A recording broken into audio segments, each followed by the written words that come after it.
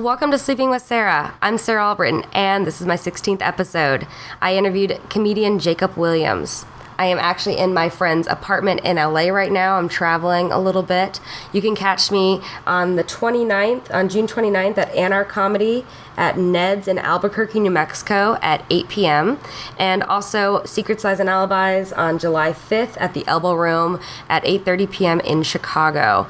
This podcast is brought to you by Audible.com. You can go to audibletrial.com/sleepingwithsarah and get a free audiobook of your choice and a 30-day trial. I'd like to recommend Aziz Ansari's Modern Romance. Again, that's audibletrial.com/sleepingwithsarah. I interviewed Jacob Williams, a comedian in New York. You can catch him on the current season of Adam Devine's House Party and the upcoming season of MTV's Wild and Out. He's got show dates you can catch at jacobwilliamscomedy.com or follow him on Twitter at Mr. Jacob Williams.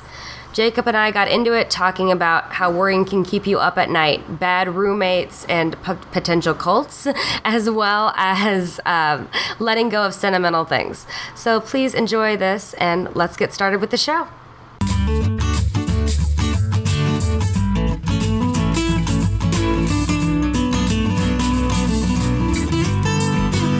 Sleeping with Sarah. How'd you sleep last night, Jacob? I slept pretty well. Yeah? Complain. Yeah. Do you usually sleep pretty well? No, sometimes I'm up till like 6 a.m. or 9 a.m. and I just... Wait, you'll stay up until 9 a.m.? Yeah, like sometimes I just can't fall asleep and I just like worry about everything. So you just stay up all night worrying? Yeah, and then I sleep like during the day. Wow. What do you worry about? Just like if my comedy career is gonna stop or like if my car is gonna break down. That just happened, for instance. Or so your car just broke down? Yeah, so I drove my car to Chicago from New York for this trip, and I'm still going some other places, but my car broke down like right when I got to Chicago, and so I packed all this stuff, so I have to like figure out how to take it to the next. Wow. I like, definitely overpacked. Like I brought like a pull-up bar, which like I wouldn't have brought.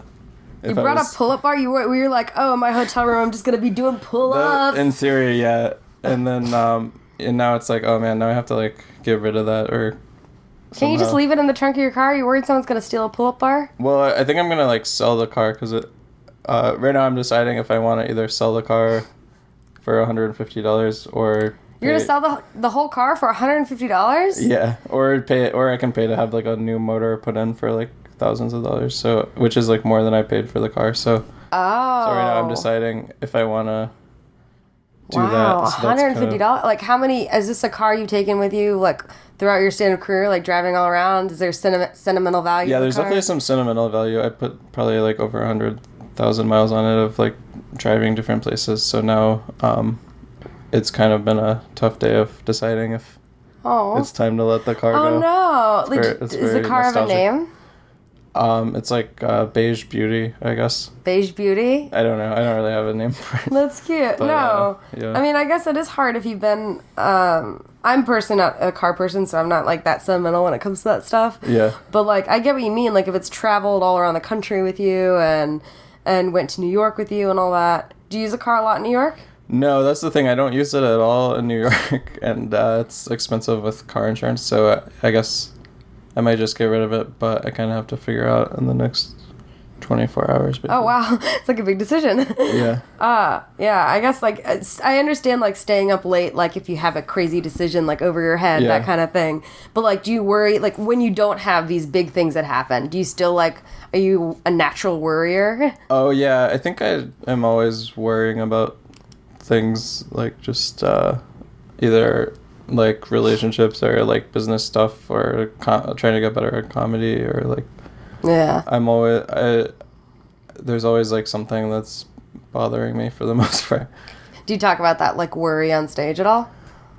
Sometimes, yeah. I mean, I guess some of my material's about stuff that I think about and stuff I'm like afraid of or worried about. But you're not like it doesn't go to like, does it go to panic attack level or no?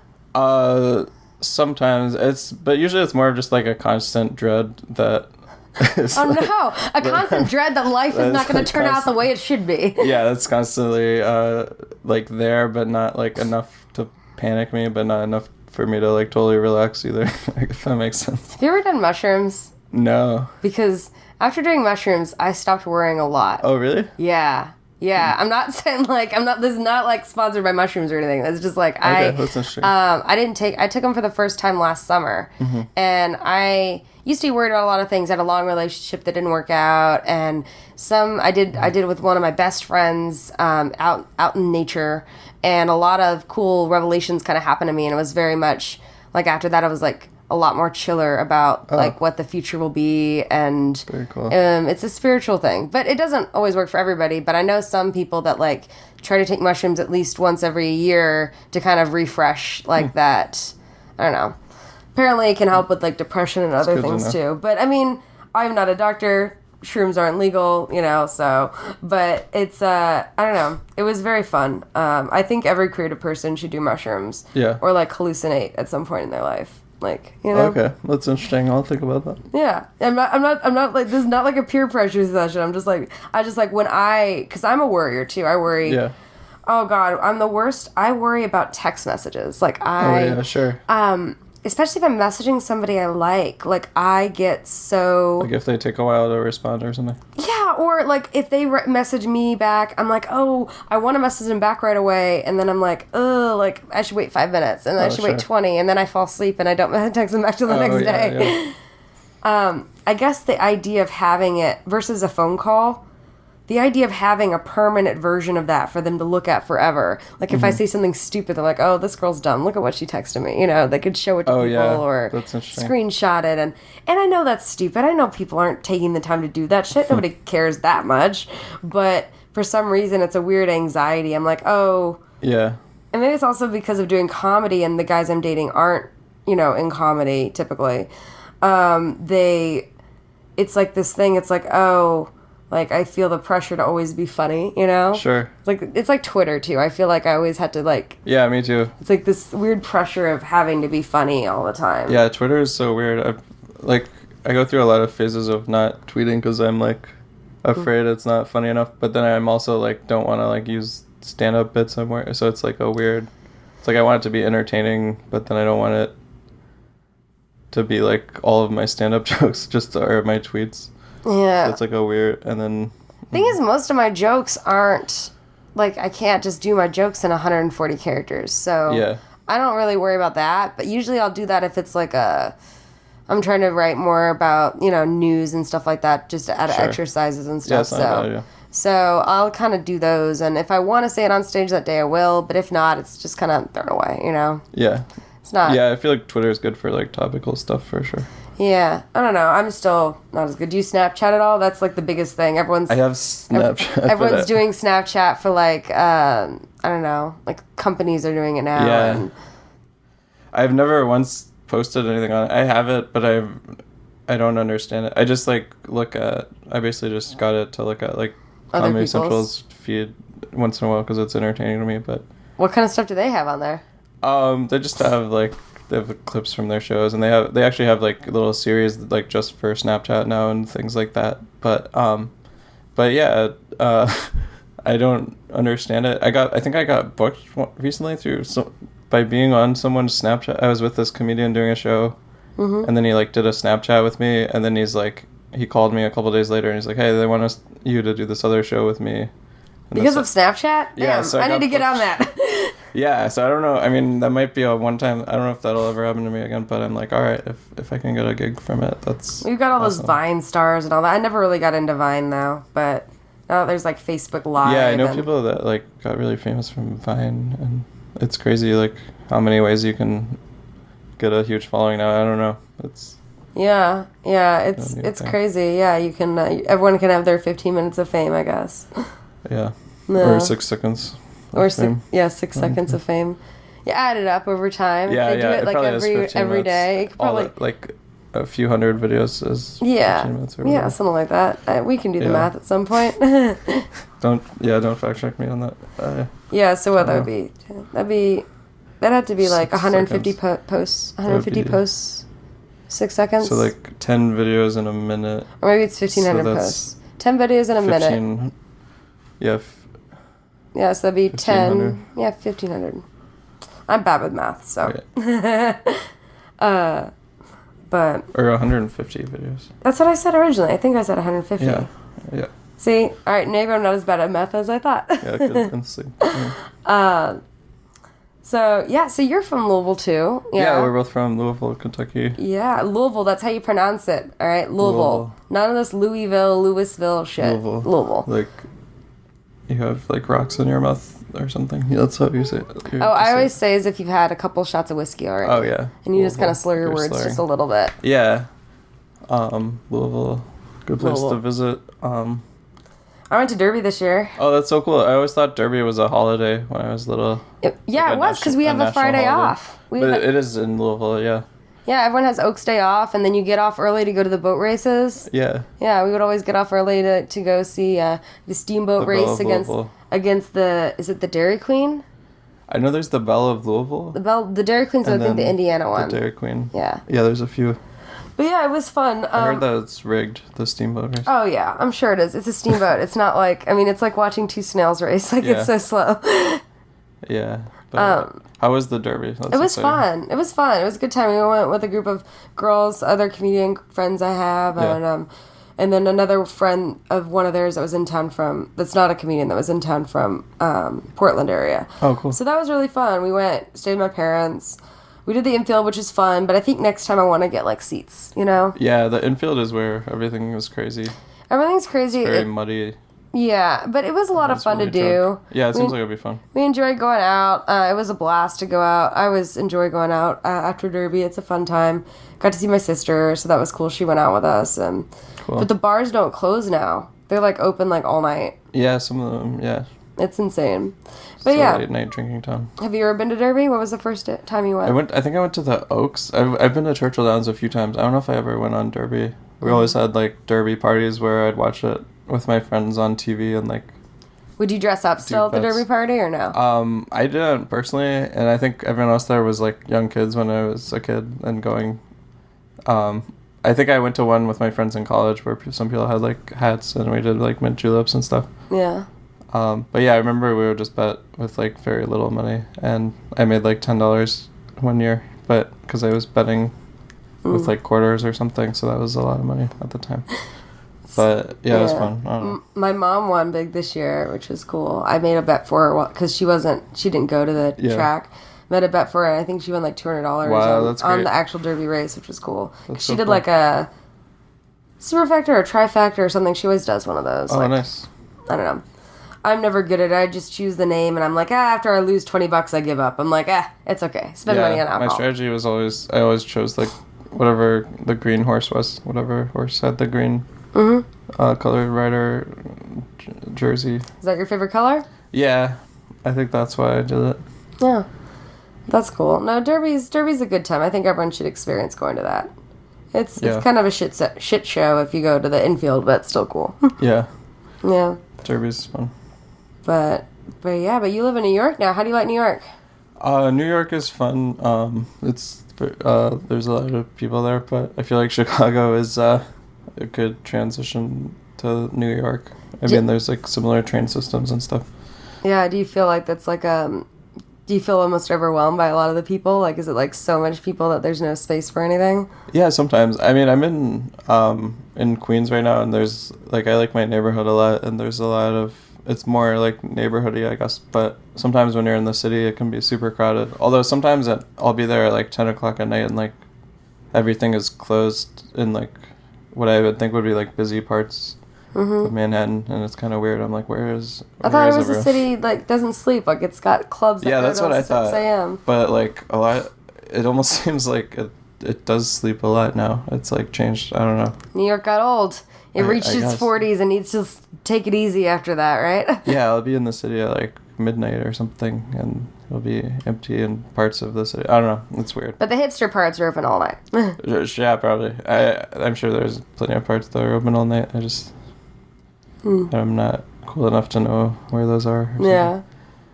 Yeah. Well, that's cool, though. That's nice. And did you always think you'd go to New York? Someday, like when you were like younger? Yeah, I like New York a lot. I've always been a fan, and I think I saw my first comedy show in New York when I was in high school. I visited it and saw like a comedy show at a hostel that I was staying at. Do you remember who was in it? Anybody? It might have been. I might be wrong, but I think Brad Williams might have been there, and he was really funny. And then a few other people. And then I saw a Conan taping when he was doing the late night show in New York that week, and that was pretty cool too. There was a comedian on that. I forgot who it was. But so you saw that live. That's cool. I've never been to any late shows live. That would be kind of cool. Yeah, it was fun. I think like we barely got in. Like my parents and my friend were trying to get in, and then they cut us off in the middle of the group. So technically, me and my friend wouldn't have gotten in. But then my parents like switched with us. Oh. They knew that. I mean, I guess they would have been pretty mean if they hadn't, because like we were the ones that were like really big Conan fans. They didn't really care as much. Yeah. So they just let us watch it and then went shopping or something. Well, that's nice of them. Yeah, so we were in the very back, and then I think 2 people left, so they moved us to like the very front to like fill it in for TV, like so the audience wouldn't look empty or whatever. So that was kind of cool. That is pretty cool. But yeah, it was fun. I definitely got hooked on New York pretty early, and then I moved there a couple of years ago. But yeah, I don't know. I like it. Definitely recommend it to visit and everything. Yeah, I visited like right a little bit before I started doing comedy, so I haven't been there for comedy yet. But it's on the list. What else is on the list? Lots of places. I'm probably about to go. Well, maybe when this podcast airs, I'll probably already be there.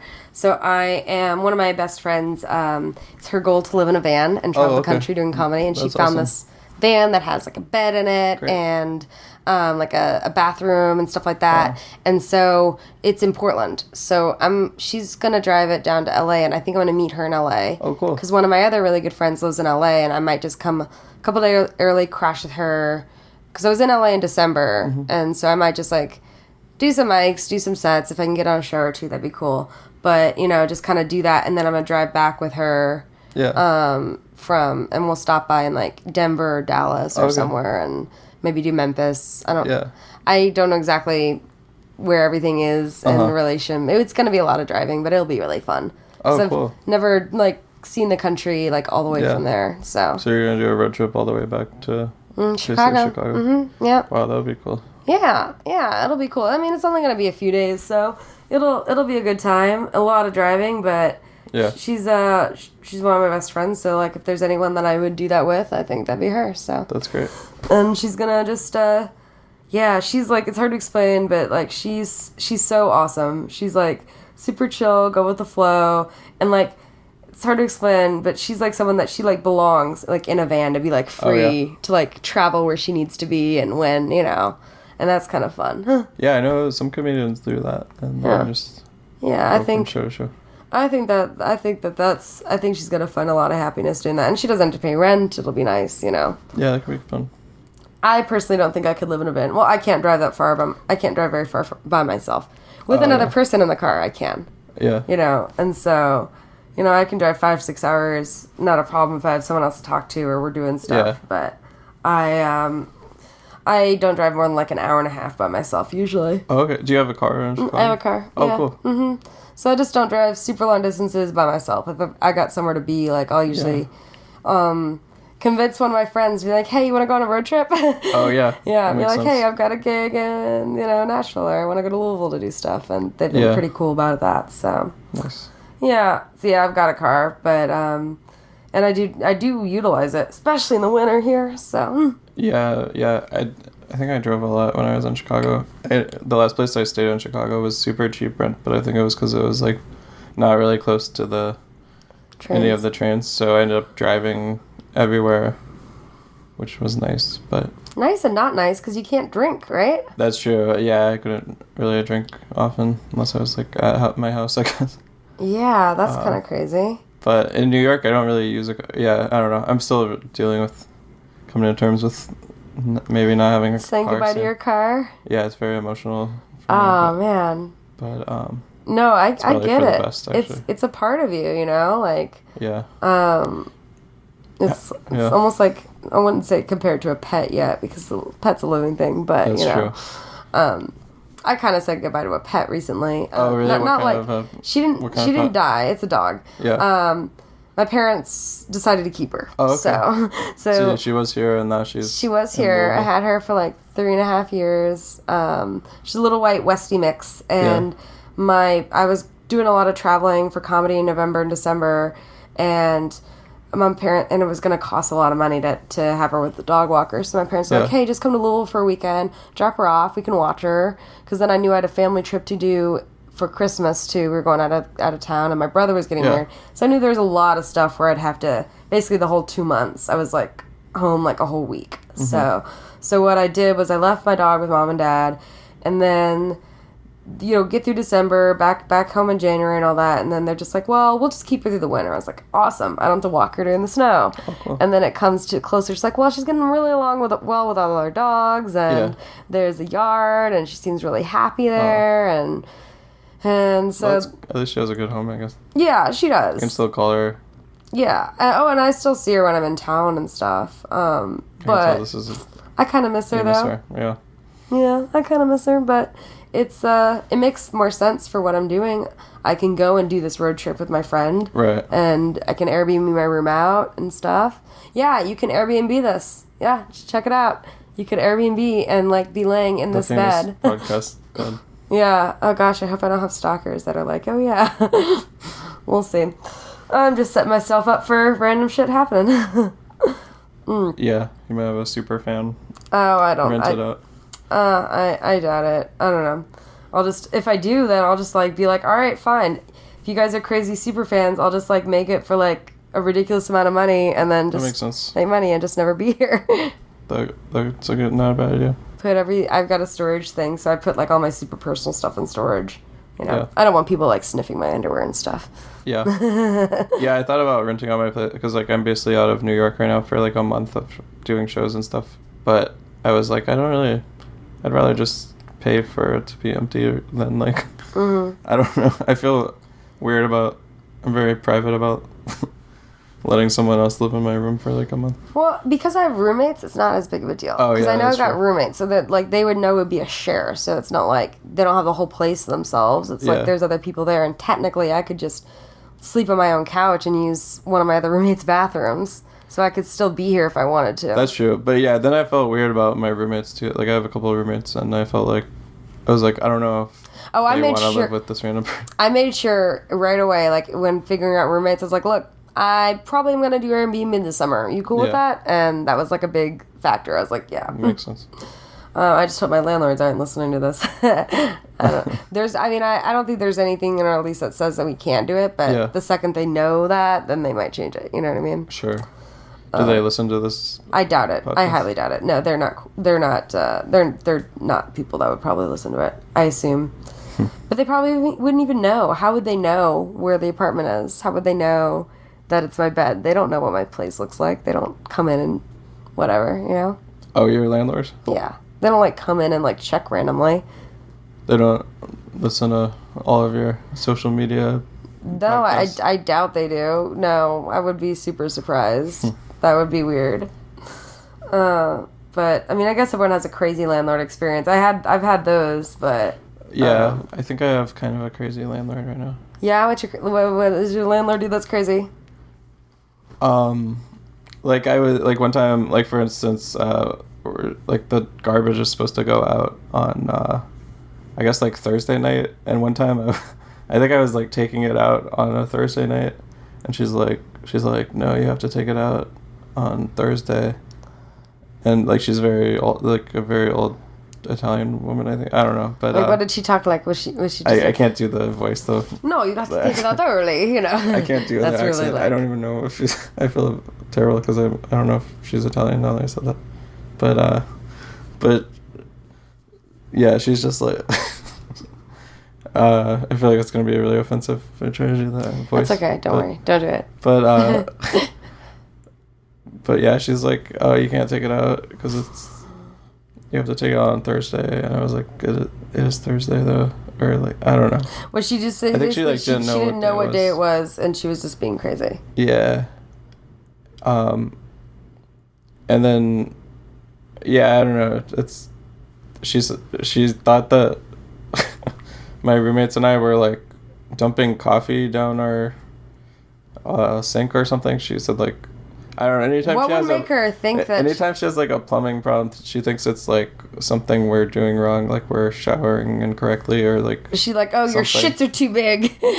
Yeah, she's like, you guys have to like shower like differently. I don't know. Like it's very. I hope she doesn't. She's dictating how you shower. That's weird. That'd be really weird if the landlord that's like creepy factor. It's like, hey, how are you showering? You know, how long are you showering? What time of day do you shower? Like she thought, can I put a camera in there? Like that's the next logical step. I think we shower a pretty normal way, but she thought that like water was like somehow leaking, like we were using too much water and it was like leaking into her thing, which sounds like more like some kind of pipes issue. I don't know. Anyway, this she sounds nosy. Super boring. But, she sounds kind of nosy. She's a character, but it's a nice apartment, so yeah, it works out. Yeah, you always deal with like crazy roommates or something like that. Like always, I had a crazy roommate. So I've had a couple crazy roommates. So the reason that the second crazy roommate I got was because I had a great roommate. He was awesome. He lived with me for like a year, and then he got this really cool job that paid him a lot of money in in Wisconsin, and then he moved to DC eventually. So it kind of sucked, and I was like, oh man, I gotta find somebody. So I interview people, which is always fun, because like interviewing a friend, you know, like a new friend, like who do I want to maybe be my new friend. And if you're not cool enough, then we'll never hang out, and you'll just pay rent, you know? Yeah. And so I was interviewing people, and there's a girl that seemed really great. She was into theater. She was a performer. She was really outgoing. She had these 2 dogs. I was like, oh, I want to live with dogs. That'd be fun. This is before I had my dog. Mm-hmm. And I was like, cool. You seem awesome. Her name is Judy. And so 3 months after, and Judy said she had like an aunt that lived down the street, right? Yeah. So and one night, like she's like, oh, like they invited me to dinner, you know, and I went over to the aunt's house, met her, and we had dinner. And then some things were a little weird, you know? So first kind of red flag was like her dogs were like never out. She kept them in crates and cages most of the time, which is like made me feel so sad. And she didn't want me to go in a room. Crazy. I was like, okay. And then there were just some other weird things like I caught her in a couple lies, like and stuff like that. Doesn't even fucking matter, you know. I don't care. You don't tell me the truth, you know. Yeah. But like, why would you lie about that? You know, it's just something stupid, like, you know, saying she was in a show that she wasn't in or something like that, you know. And like one time she made up this story about how she tried to audition for something, but they wanted redheads, but she wasn't a redhead, so she went, bought some hair dye, dyed her hair red, and then went back and re-auditioned. Whoa. Which, like, maybe that's true, but that's really fucking weird. And then she's like, oh, and I got it, and they paid me $3,000 for one day of work. And she'd always feel like they need, like, brag to me about, like, how much she was, like, making for these things. Yeah. Wow. But, and then, like, she started to get really distant. Like, she'd be out of town, or she'd be staying with friends, and, like, and it was just me and her living there. Wouldn't see her, and it was, like, not a big deal. But then, one time, what was it? It was 3 months after she'd been living there, and I'd been, like, paying my rent, no big deal. My landlord calls me, and I'm out of town. My landlord's like, hey, so, this is just to let you know that you're being evicted. What? And I was like, what are you talking about? She's like, well, I've only received half of rent for the last 3 months, you know? God. She had not been paying rent at all. Wow. And the way the lease was set up is that we're each individually and as a whole, like, responsible for the rent. And I was like, that's crazy. Fuck. You know? Jeez. And then so I get home, you know, and I immediately check one of the gas bills because she had gas. She hadn't paid gas at all. Oh, okay. Thankfully, I'm smart enough to make people have, you know, bills in some of their own names because she had like $700 in gas or something because it was winter. She hadn't paid any of that. And I'd been giving her money for gas, you know, like we had been doing this thing. And so I tried to figure out what was going on because she was going out of town and I was like, shit, what should I do? Like, should I like change the locks on her? What can I do? I talked to my lawyer friend. He's like, well, technically you can't change the locks on her because she still lives there, you know? And I was like, well, how can I make her give me this money? They're like, well, you really can't. So, so then she she comes over and she gets and she comes back and I'm like, look, you know, like, you need to move out because you're not paying rent. You need to pay me this rent. She's like, yeah, I'm gonna pay you this rent. I'm gonna get it to you. You know, of course she never fucking did. Yeah. But she's like, oh, I'm moving to, you know, Maine or somewhere, wherever she said she was from or whatever. She could have had like a fake name. She's an actress or whatever. So Yeah. anyways, I'm pissed because it's like she was like $1,500. That's a lot of money, you know, like it was a lot of fucking money to me at the time. It's still like a lot of money at the time now, you know. So I go down to the street to the woman who I remember the apartment it was, you know, the building where her aunt lives. So I knocked on the door. She doesn't answer the door, you know, but she, you know, like I come by like every day and do this and bother her until she finally answers. She's like, look, I'm not related to her at all. Like, she's not her aunt. She's not really her aunt. Okay. And I was like, what the fuck? Was this just an actress this girl paid to, like, seem like a family member? Like, what the fuck? Yeah. Like, how crazy is this person? Yeah, and why would she do this? And unfortunately, I never really found out because, like, thing is, I couldn't pursue any small claims because she left the state, you know? So you can't really do that. And also, she was just a liar anyway, so I don't even know if she even left the state. Like, it was just weird. She said she had, like, a dog walking business, but it wasn't, like, a real business. It was just a bunch of all, like, kind of scam stuff. And then my ex, when we were broken up, like, 2 years later, he's like, I saw Judy walking two dogs. She noticed me. She walked the other way. Oh, God. So I think she still lives here somewhere. But Judy McCloskey is what she goes by. So I don't know. I haven't really pursued it super hard. But, like, I would love to have just a confrontation with her. That'd be kind of fun. I'd be like, dude, like, where's my money? Like, you're kind of an asshole. But I don't know. But it was just kind of crazy. Like, I don't understand how these people operate that way. That are just like, hey, we can just do this, you know? Yeah. Like, but thankfully my landlord was cool. He let me, like, kind of, work all right, that sounds weird if I'm gonna phrase it that way. He, like, it was winter. It was the year of like when we had a really big blizzard or snow apocalypse or whatever the fuck they call it nowadays. And so he's like, well, you know what, if you, like, shovel snow for when we do it, like, I'll give you, like, every time you shovel snow, if I shovel the path and all that, he'll give me, like, $60 or $80 or something like that. And so he's like, I'll let you, like, kind of work that out. And then he was always already paying me like $40 a month just to take the trash can, because we were one of the buildings that didn't have an alleyway, so we had to put the trash cans out front. So he'd pay me $10 a week anyways just to do that. So, like, he let me do these little random things to, like, pay off it, so I didn't have to pay it all at once. That sucks. But so, like, I paid that off over, like, the next year and a half. Yeah. But still, like, it really sucked. And she... I've had roommates that dicked you over? Didn't pay stuff or whatever. Yeah, it's super annoying. But yeah, it's the risk you run with Craigslist. But then after her, I had this other girl who we actually ended up living together for a couple of years. She was cool, but then she, like, lied. You know, she was like, oh, I'm a bartender. And then it came out that she used to strip, and then she decided to go back to stripping, which is, like, not a big deal or whatever. Like, I'm fine with that. But, like, she'd come home at, like, 8 a.m. drunk, you know? Wow.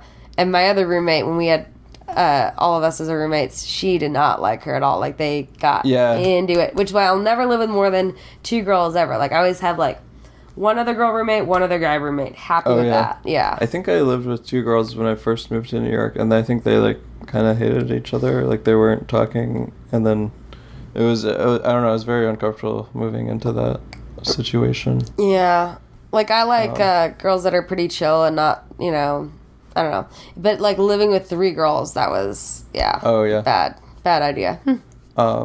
Yeah, I had one time I had a couple girl roommates a long time ago that were, I think, in a cult or something. And, they were in a cult? Yeah. I never, like, knew the details. Wait, tell me, like, what kind of cult was this? I feel like I shouldn't say that what? out loud. What? I mean, you don't have to name names. Like, I always... Yeah, what I mean is, like, I won't say the name of it, the cult, but, I don't know. I'm actually, like, now I'm paranoid that, like, just mentioning it on a podcast, like, people are gonna hunt me down or something, like that movie. Oh, you're paranoid that the cult leaders... Marcy, May, Marlene, or whatever. There's a movie. You're afraid that the cult leaders are going to chase you down? You really are paranoid. I am being really paranoid. That is way paranoid. Like, this is not even, like, this isn't in the first 10 minutes of the podcast. It's, like, further down the line in the podcast, like someone would really have to be like hunting you down. Yeah, I mean, I'm sure it's fine, but Well, just like give me some details of a cult, like like one time they were talking and I was like asleep in my room and then I heard them talking. I guess they didn't think I was there, and they were like talking. Like one of them had gone on a date with someone, and she was like, I don't know if I'd go out with him again, but I think he would be like a good recruit or something like that. Are they referring to people as recruits? Yeah, and anyway, I don't know. I already feel like uncomfortable. Okay, sorry. I don't make you feel uncomfortable. Just there's a lot of people in it that are. We're not talking about Scientology, right? No, it's like a smaller one. It's like Weird. an indie cult.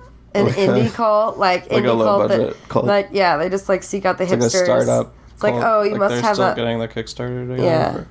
Yeah, you got to have a man bun to be let in, and yeah, who knows? I was kind of offended that they never tried to recruit me for it. I guess I'm not cult material, but yeah, what? I think I heard one of them. Actually, one of them I think left it, the cult, and then like I heard about it on a podcast later about getting out of the cult that that person talked about. Yeah, and how they got out. Yeah. Yeah, and, that's crazy. I already feel weird bringing it up. I am super paranoid now. You really are nervous about stuff, aren't you? Yeah, I guess so. I live my life in fear, and you live your life in fear. That's that's a crazy way to live your life, man. Yeah, I'm afraid of a lot of things. And what are you most afraid of? Right at the moment, probably that cult.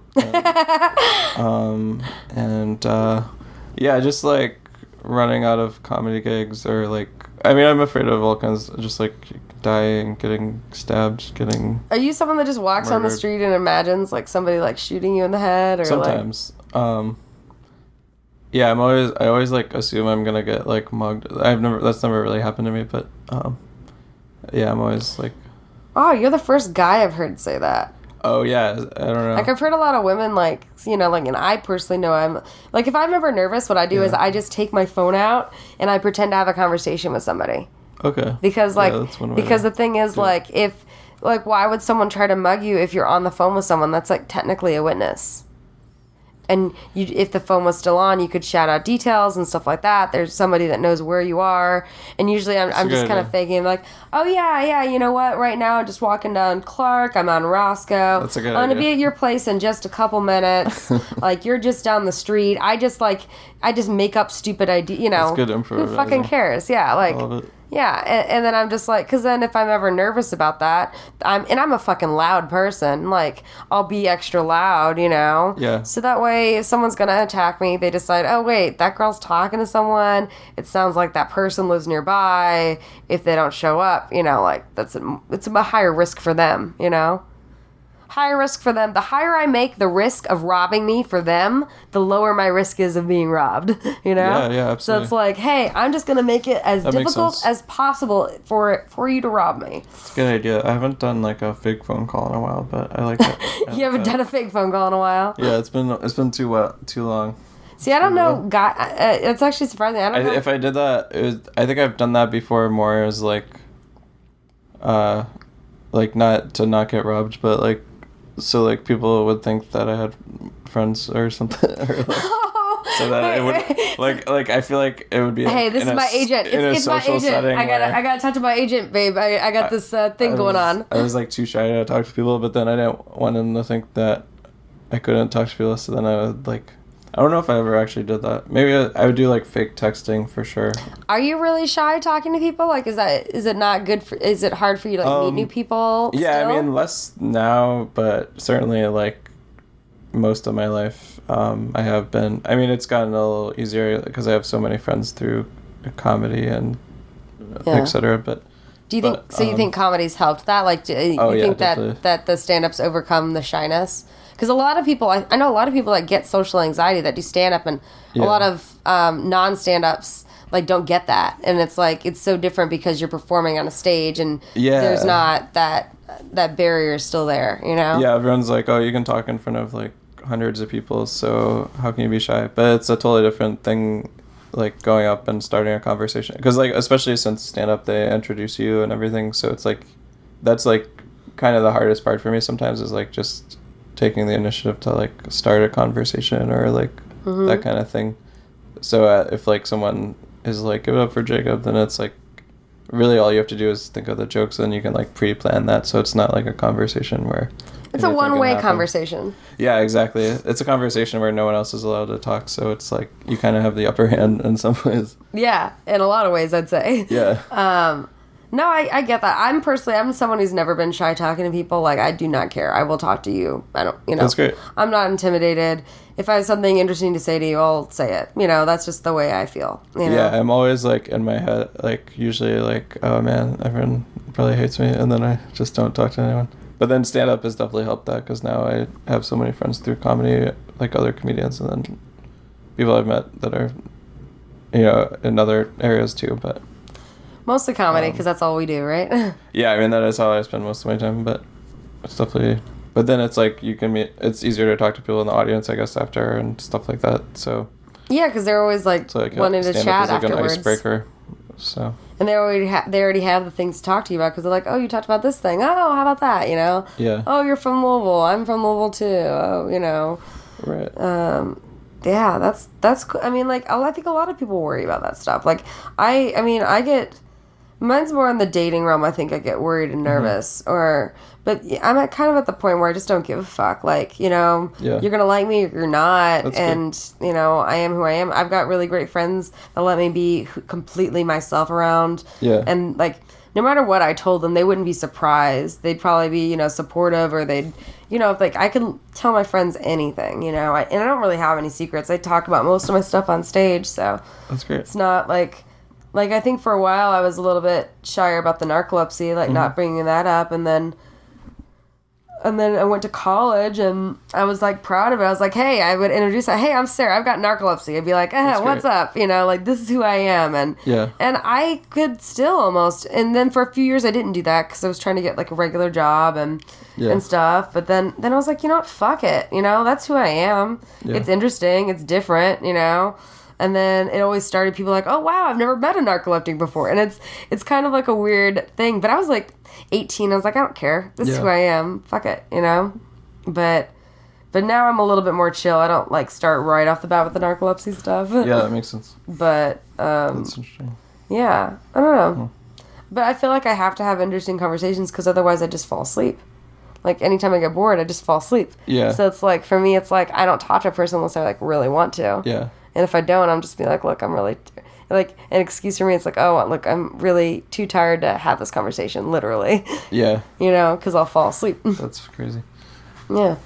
Do you think it's like, is it ever like a good thing? Are you ever like happy, like, oh, I can fall asleep like whenever I want? Because like, I would almost like wish I had that, because since I'm like almost insomniac sometimes. But yeah, I mean, sometimes like for me, it's like it's good in some ways but bad in others. So like I can sleep whenever, which is awesome. So like I can tell my friends like I don't care, like if something's up or going on, if there's a party or if you need help or you're upset, like call me whenever. Like I don't care, 4 a.m, whatever. I do not care. And you can just go back because I can go back to sleep like no problem. That's not an issue at all. The other problem, the flip side is like I could sleep through anything. Like that's why I live with roommates. When you're out. Because if there's like a fire or something, I could sleep through all that shit. Wow. And then there's other times where it's like nice just to have a little refresher. And now I used to have this part where I had a lot of shame about it. So like I would be so embarrassed when I felt, and I still struggle with that. I struggle with but like last night I was really tired. I was at a mic. I was at a mic at Pint, which is a mic they have on Thursday nights. And I was going up late because I had done a show that night. I did one show, I went to another show, and then I went to this mic. So I wasn't going up for like a little bit. Probably still had 30 more minutes. It was like 1:45. I told my friend, look, I'm really tired. I'm just going to take a nap on this bar right now and do that. But thankfully, like, I've talked about narcolepsy enough. Everyone knows that I have it, and I don't feel embarrassed anymore. Yeah. Because, like, I just need to take a nap right now. And so I just, like, set my head on the bar, and I took a nap. And I'm sure some people that didn't know me might be like, oh, look at this chick. She's passed out on the bar. But, like, that's just something I had to do. And I'm just like, one of my friends was like, afterwards, I was like, look, He's like, do you see my set? I said, well, I was in the room, but I was kind of asleep. Sorry, dude. That's funny. But it's like, it's one of those things, like, there are certain things that are embarrassing about it, but it's who I am. I'm not like that, you know, it's just whatever. Like, when I have a cataplexy, the falling down part, that can be more embarrassing because it's more dramatic. Pretty scary. But it's more embarrassing the way people react to it. Like, people freak out because they think I faint, you know? I guess, yeah. Oh, man. Like, have you ever gotten and hurt from that? Or? I mean, I've fallen away. My body knows it's happening. So I've fallen away where, like, it's not going to hurt, you know? That's crazy. But if there's something in the way that I could hit my head on, I could hurt, you know, and I've definitely hit my head on stuff before. Scary. So that's a little scary. One time I was crossing the street with my ex. We were on North Avenue crossing Lakeshore Drive, like, going to the beach, you know? Mm-hmm. And in the middle of traffic, and I had a cataplexy. And if he hadn't been there to catch me or draw attention to it, you know, I could have gotten hit by a car. That could be pretty bad. Yeah. But I probably wouldn't have had it if I hadn't. We were in an interesting conversation, and something he said really surprised me. So it happens like a change of emotion, like a shock or a surprise, you know? You're like a shock or a surprise, and then you could fall asleep from that. Or really heightened emotion. Yeah. Like, that's crazy. If I'm really nervous or really angry, like, we used to get in fights, and I would, you know, I would say, like, oh, I'd get so mad, we'd be in a fight, and then I would get so mad that I'd fall down, and then I'd win the fight, because he would have to catch me, you know? That's crazy. So it's like, it has to be a conversation. Like, it can't be too boring, but it can't be, like, too dramatic either. Yeah. No, and it's weird, because he always said how emotional I was, and I'm like, well, you know what, like, I'd rather be emotional and open to even just falling down than, like, be, like, you know, emotionally barren, you know? Yeah. But, I mean, it's just part of it. Like, I've always been an emotional person, though. Like, I've always been, like, I feel things, like, fully, and I don't, like, hide it, you know? If I really like somebody, I try not, you know, to hide it. I mean, I try to be a little cool now, I guess, but it's like, fuck it. If I'm excited about something like Hamilton, I can't wait to fucking see that musical. That's great. I'm so excited that it's coming here. Like, I am excited, like, to the nth degree, and I don't mind I don't want to hide that, you know? So when it was a good fucking set, I don't play cool and just never say anything to him and be like, in my head, oh yeah, they had a really good set. I'll be like, hey, you had a great set, you know? Yeah. Or, you know, something's pissing me off, I don't like holding it in, and, you know, I'll be like, hey, that wasn't cool, that thing you did, you know what I mean? That's just the way I am. And so, but by being, my ex was not very good at communicating, so he wouldn't communicate the right things, and so he wouldn't communicate, like, how he felt about things. And so by not, like, responding, I would just take that as a whatever negative response it was. Yeah. And so that would just make me madder, you know, and so that's just how that would heighten, you know? Yeah, I've kind of had that issue, like, of not being able to, like, express my emotions very well sometimes. Yeah. Or, like, people will get upset if I'm not, like, sad enough about something, or, like, if you're not sad enough like, for instance, that's more of, like, in a breakup situation, like be like, why aren't you crying, like yeah, things like that's happened to me a few times. Or, like, I don't know, or, like, if I mean, in my acting class now, he's like, that's definitely an issue, because I'm like, I can do, like, certain kinds of scenes, but then like, there's this exercise where we're supposed to, like, make up a story and make it. It's hard for me to get, like, I can kind of write things, but it's hard for me to get, like, the emotional part down, like, to get to the point where you can, like, cry on command or something. Or, like, because, like, I don't do that in my real life, so it's like, if I don't do it there, then it's definitely hard for you to take that in, like, in a class or a whatever. But when was the last time you cried? I mean, I do certainly cry, but I don't know. What, you watched cry Game of Thrones? I'll probably cry once I sold my car in a while. Oh, well, then that's an emotional response thing you can think about. But yeah, no, I'm sure I've cried a decent amount of times over things. Like, I mean, like, a decent amount of time. Like, what do you mean? Like I heard, what was it? I heard somebody talking about, like, how many cries per week I think it was. Oh, per week? Yeah. Not that often. And someone's like, it was like a stand-up bit last night. I forget who it was. I think it was Julia Rossi, maybe. But she's like, how many cries per week do? You know? You do 1, 7, you know, she's just asked the audience, you know? Like, she called it, like, CPWs, you know, cries per week. Yeah, I mean, I wish I cry that often. That'd be cool. But that'd be cool. I mean, it's probably a good like stress relief. But it is a stress relief. Actually, that's interesting. That would be. Yeah, it literally, I think lets out stress. Lets out all your tension, your nervousness, all that stuff. I think that you should maybe you'd be less nervous if you cried more. Yeah, maybe. But yeah, I usually get that stuff out hopefully through like exercise or writing. Helps me a lot, but it's definitely a hurdle. Yeah. I mean, as part of my comedy now too is like saying things very dry, and sometimes that can work in stand-up, but it does, I'm sure it holds me back in some ways too, and then especially in other realms, like, you know, just everyday stuff. Yeah. So wait, so you just kind of like, do you ever get really mad about stuff? Like, I mean, are there, or just in general, you just kind of play things even keel? I'm pretty even keel. I usually don't get too upset. I mean, I get like mad about things, but you're never you never shout or throw things, or like you're not. I don't know. I don't like. I guess. Yeah. Or do you ever like take a pillow and you're just like, ah! Like scream into it? You know, like. I used to like punch pillows when I was younger, but I don't know. Sorry, that's just a time we're trying to keeping track on time. Oh, cool. You know, we'll be winding down. That's like 50 minutes. Yeah. 50. Okay, cool. Yeah. So I try to keep this about, ish. I don't know. I could be wrong. I could have started it before the recording started. I don't know. Well, it's somewhere around there. Cool. But yeah, like that just kind of like winds it down. But like give me an idea of time frame, Yeah. But I don't know. Maybe doing shrooms or having a good cry might help you with your nervousness. Maybe. Yeah, maybe we'll see. But I could try it. But I don't know. It's a weird thing. Like I guess I've always been really emotional and like kind of open with because I took acting classes when I was like started doing theater stuff when I was like 4. So that's probably why. Yeah, that can be good because you can kind of move through the emotions, whereas like.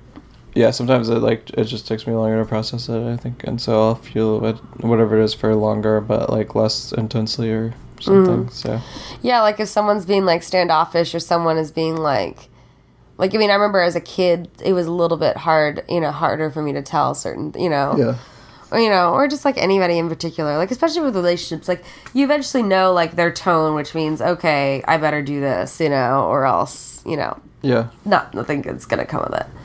But, it's nice to, I don't know.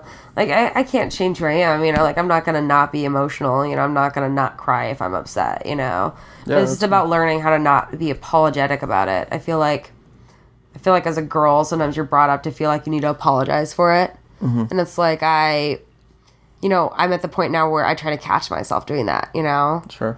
Like, I almost missed I was flying somewhere and I almost missed my flight. And, or what it was is I did miss my flight. They switched me to another flight that had to transfer, and then they ran out of seats. Mm-hmm. And so I didn't mean to, but I got emotional. And I wasn't, like, angry at the people. I was just like, oh, fuck, I fucked up. I'm going to miss this thing I have to do. Oh, no. And I got emotional. And I was like, I'm so sorry, I'm getting emotional. It's not you, blah, blah. But, like, we should live in a society where you can... And anyways, it all worked out because somebody was very kind enough. Somebody in one of the people that were flying on the plane